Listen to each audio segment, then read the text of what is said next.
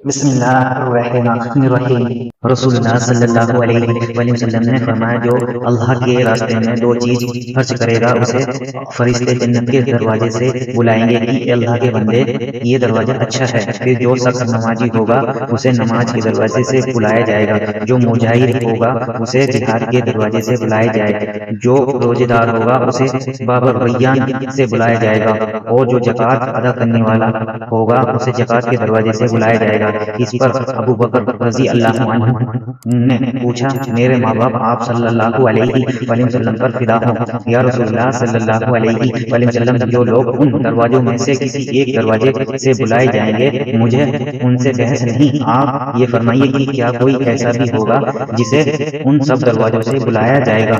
آپ صلی اللہ علیہ وآلہ وسلم نے فرمایا کہ ہاں، اور مجھے امید ہے کہ آپ بھی انہی میں سے ہوں گے۔ صحیح البخاری 1897۔